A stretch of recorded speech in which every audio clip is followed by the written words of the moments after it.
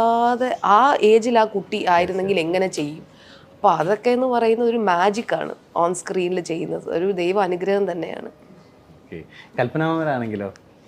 മിനുവിൻ്റെ ആണെങ്കിൽ എനിക്ക് പറയാനുള്ളത് തമിഴിലെ ക്യാരക്ടേഴ്സാണ്. ഫസ്റ്റ് മൂവി ചിന്ന വീട്, തമിഴ് ഫസ്റ്റ് മൂവി ചിന്ന, അത് മിനുവിനും യങ് ആയിരുന്നു.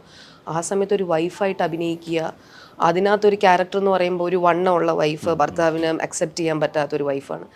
അപ്പോൾ അതൊക്കെ എനിക്ക് കാണുമ്പം ആ ക്യാരക്ടറായിട്ട് മാറുകയാണ്. ആ ക്യാരക്ടറായിട്ട് മാറുമ്പം അതൊക്കെ ഒരു ട്രെയിനിങ് ഇല്ലാതല്ല നമ്മൾ ആക്ടിങ് സ്കൂളിൽ പോകുന്നതോ ഇതൊന്നും ഇല്ലാതെ പെട്ടെന്ന് വരുമ്പോൾ എങ്ങനെ ഇവർക്കിത് ചെയ്യാൻ പറ്റുന്നു എന്ന് തോന്നിയിട്ടുണ്ട്. എല്ലാവരും ചെറുപ്പത്തിൽ പറയുമ്പോൾ നല്ല സിനിമയായിരുന്നു, പക്ഷെ നമ്മളിപ്പം അറിവായിട്ട് അത് കാണുമ്പോഴാണ്, ആക്ടിങ്ങിൽ വരുന്നു എന്ന് പറഞ്ഞാൽ നമ്മളത് കാണുമ്പോഴാണ് അതിൻ്റെ ഒരു നമുക്ക് മനസ്സിലാവുന്നത് എന്ത് പാടാണ്. കാർത്തൂൻ്റെ എനിക്കിപ്പം ഇഷ്ടപ്പെട്ട കഥാപാത്രം എന്ന് പറയുന്നത്, കാർത്തു തമിഴിൽ വായ്ക്കൊഴുപ്പ് എന്ന് പറഞ്ഞൊരു മൂവി ചെയ്തു. അപ്പോൾ അതിനകത്ത് ഹീറോയിനായിട്ടാണ് ചെയ്തത്. അപ്പോൾ അതൊക്കെ കാണുമ്പോൾ ഞാൻ ഈ ഏജിൽ ഇരിക്കുന്ന പോലെ തോന്നും. കാർത്തു അപ്പോൾ എന്നെക്കാട്ടിൽ യങ് ആയിരുന്നു. അതെ, എനിക്ക് ബേസിക്കലി ഞാൻ വല്യമ്മയെ പോലെയാണ് കാണാൻ.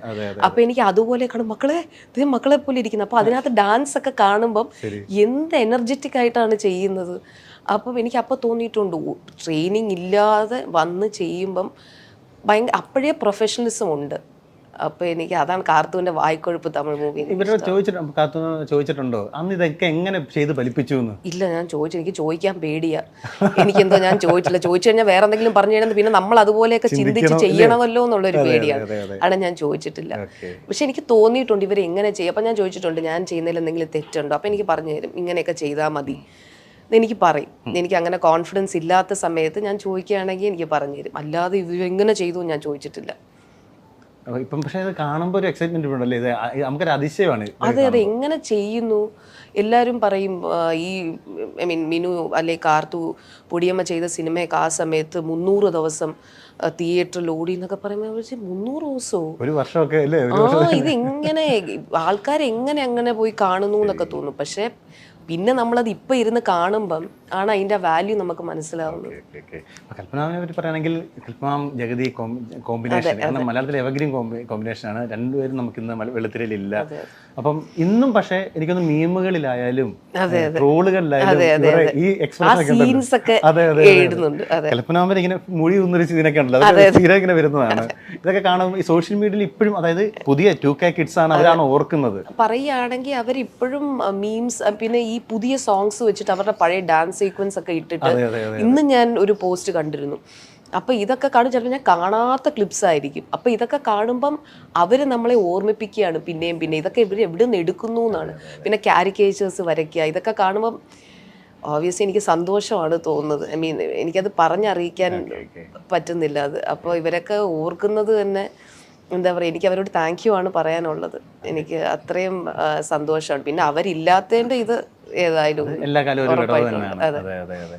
ഇപ്പം ഈ താരങ്ങളുടെ മക്കളെ സംബന്ധിച്ച് അവർ ഏറ്റവും വലിയൊരു ദുഃഖമായിട്ടുള്ളത് ചൈൽഡ്ഹുഡിൽ ചിലപ്പം ഇവർ പേരൻസ് ഇവർക്ക് മേ ബി തീരെ കുറവായിരിക്കും ലൈഫിൽ കിട്ടുന്നത്. അത് ആ ഒരു വിഷമം ഉണ്ടോ ഇപ്പോഴും? ഇല്ല, എനിക്ക് വിഷമമില്ല. എനിക്ക് എൻ്റെ അമ്മൂമ്മയാണ് എന്നെ വളർത്തിയത്, അമ്മയാണ് വളർത്തിയത്. അപ്പോൾ അതാണ് ഞങ്ങൾ ഈ ജനറേഷനിലെ മക്കളെല്ലാം ഞങ്ങൾ ഒരുമിച്ചായിരുന്നു. അപ്പോൾ ഒരുമിച്ചായിരുന്ന സമയത്ത് ഞങ്ങൾ ഇവർ ഈ അമ്മമാരില്ലാത്തതൊന്നും ഞങ്ങൾക്കൊരു മൈൻഡേ അല്ല.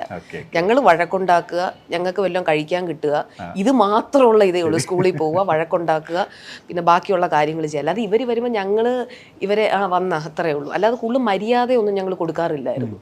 അപ്പോൾ പിന്നെ ഇതൊക്കെ കാണുമ്പോൾ നമുക്ക് തോന്നി ഇവരാരോ വലിയ ആൾക്കാരാണ് എന്നുള്ള തോന്നൽ വന്നു തുടങ്ങി. അപ്പോഴും ഞങ്ങൾ ഇവരെ മിസ് ചെയ്യാറില്ല.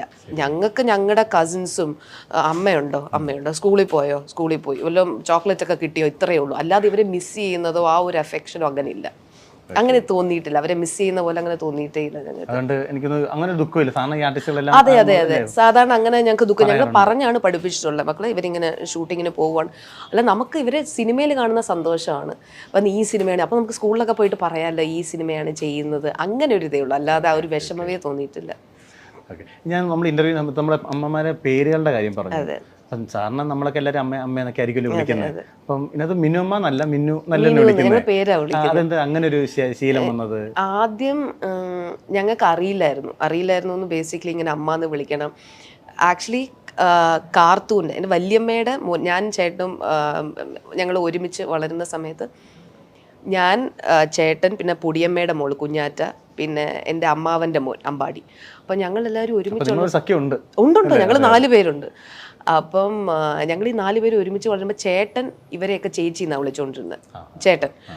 അപ്പം അത് തിരുത്തിയില്ല. അപ്പം ഞങ്ങളെല്ലാവരും ചേച്ചിന്നായി. അപ്പം ഞങ്ങൾക്ക് അറിഞ്ഞുകൂടെ ഇവരെന്താണ് ആരാണെന്ന്.